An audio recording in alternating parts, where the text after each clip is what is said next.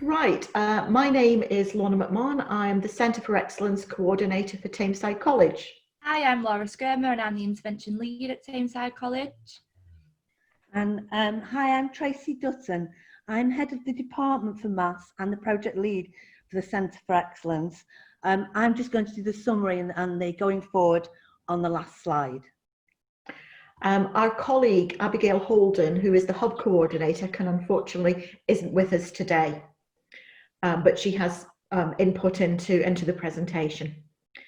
Right, we'd like to talk you through our presentation on the action research that we've undertaken this year.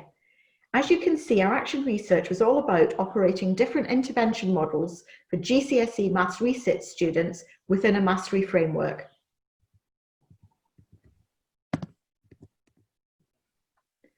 We're now going to look at why we picked this question and what we thought was happening with students as they came into the college. Tameside College is located in the Greater Manchester area, and parts of Tameside are amongst the most deprived areas in the UK. We draw our students from schools where the number of students achieving that magical grade 4 in maths and English is well below the national average. Students often arrive with us with poor previous experiences from school and as a result have low expectations of themselves and us as teachers. Through education and training, the college's stated aim is to offer success for all through the provision of educational courses so that students can gain confidence in their abilities and thus improve their employment prospects. We have been working with a mastery approach to the delivery of maths for several years, as we believe it is the best way to build confidence and to improve their problem-solving skills. As a college, we also knew that intervention had worked for us in the past. When we started to look at the research around this, we found several things that struck a chord with us.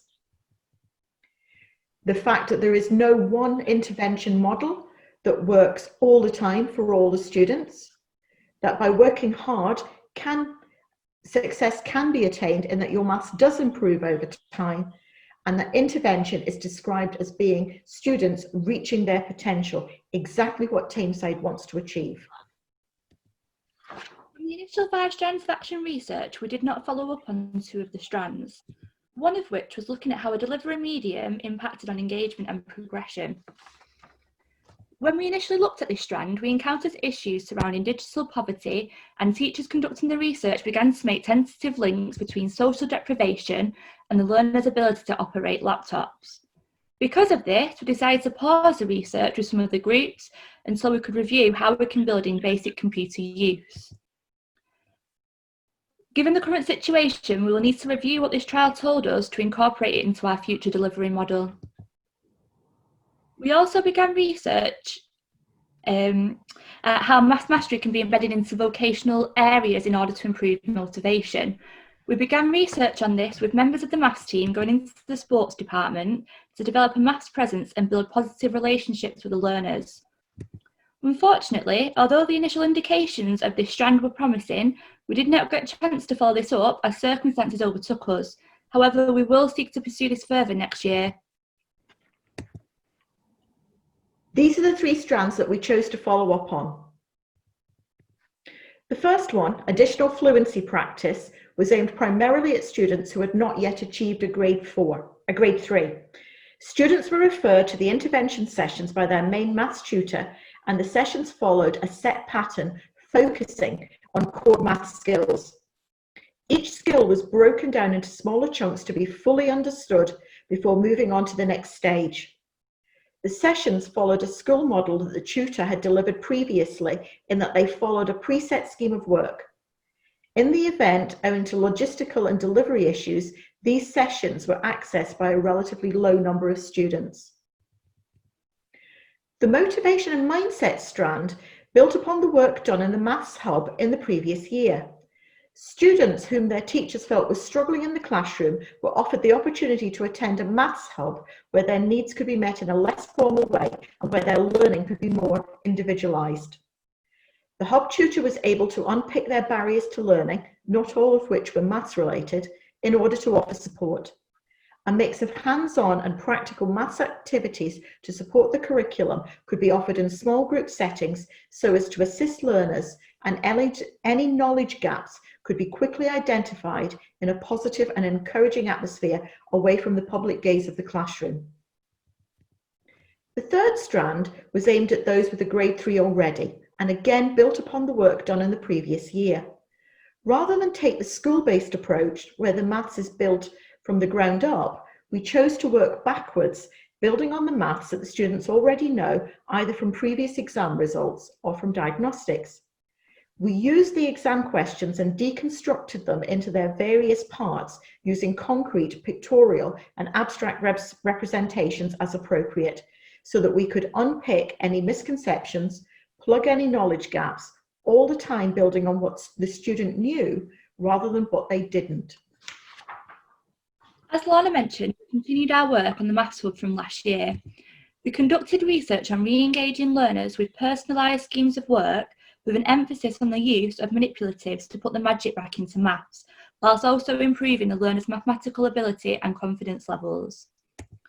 Learners were referred to the hub by their original maths tutors, who recognised that the student was showing little or no engagement during their timetabled maths sessions. Once referred, a meeting took place between the students and the Maths Hub coordinator, outlining that the hub was an opportunity for learners to re-engage with maths lessons. The students completed an attitudinal survey to help the hub tutors identify how they could improve the learners' mathematical confidence. 50 students attended the hub this year, and the majority of those referrals were construction learners. We'll now look at the third strand, how targeted work on mathematical thinking, procedural and conceptual variation impacts upon learning. To identify our students for the third strand, we sent out a survey to all our grade 3 learners. We had 223 responses, and 120 of those expressed an interest in attending intervention, with 52 going on to attend sessions regularly. The survey asked about student confidence in achieving a grade 4, whether they thought GCSE maths was relevant to themselves and to employers, and also how useful they thought intervention would be. The majority of the students, irrespective of whether or not they wanted intervention, rated the relevance of GCSE maths for themselves and employers quite highly.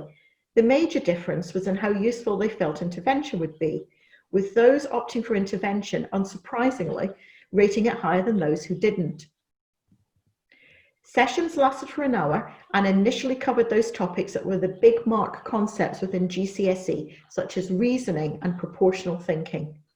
We had started undertaking observations in the sessions, watching how the students interacted with the resources, each other and the teacher. We did not feel that we had sufficient insight from the observations at this stage to comment upon them, but they are something we would seek to follow up in the future. The original idea was to redo the survey at the end of the sessions and to compare the answers, but as circumstances overtook us, we had to scale this back and we received only a small number of online responses. Again, we would seek to take this further next year. Our findings from the first strand, which was looking at how additional fluency practice impacted on progression, showed us that although learner engagement was good and the students enjoyed the lesson structure, the significant amount of time that was spent on trying to gain and secure this deeper understanding did not consider students' prior learning. So although the students became better mathematical thinkers, a lot of time was spent going back through basic concepts. Unfortunately, due to the limited time that we have with these research students, this did not give us enough time to build and apply these skills to GCSE questions. For the future, we will seek to develop these sessions using both lessons learned in the Maths Hub and in the grade 3 intervention sessions, so that students can continue to enjoy these sessions, but the sessions themselves can be more focused on the needs of the student. Our research from the Maths Hub generated some great success stories.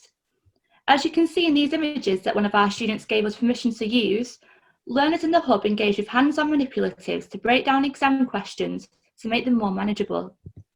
Our mock exam results reflected the progress made within these sessions, with one learner going from a U to a grade 2 in a matter of months. We also received feedback from support workers, with one expressing how a student had completed more maths work in a single 1-hour session in the Hub than they did over several 2-hour sessions in a normal classroom environment. We hope to refine this process further in the next academic year. We are very aware that time was cut short and we do not feel that we can reach any conclusions this year, but we do have some interim results to share for our third strand. Our first focus was on the November 2019 resit learners. Of the 63 students entered, all were offered intervention and 51 expressed an interest in attending. Of these, 32 either achieved a grade 4, there was 19 of them, or got within 10 marks, there was 13 of them. Of these 32, 20 of them had over 90% attendance to intervention sessions, and a further 7 attended over 75% of the available sessions. This was a good result for us and indicated that the intervention model was showing positive results. During the sessions, we could see that learners took to the step-by-step problem-solving approach and used manipulatives as tools to illustrate the problem, but the manipulatives themselves did not become the main focus. We would seek to look at the role of manipulatives again in the future to see where we can further improve their effectiveness. Our biggest revelation was in the attitude and confidence of the learners as they worked through the intervention sessions and as it spilled over into the main maths lessons. Although our post-survey was small, the thing that came out most was in the confidence of the students building up over the weeks. The phrase, "I can't do maths," turning to "I can't do it yet." A learner's quote sums it up quite nicely here.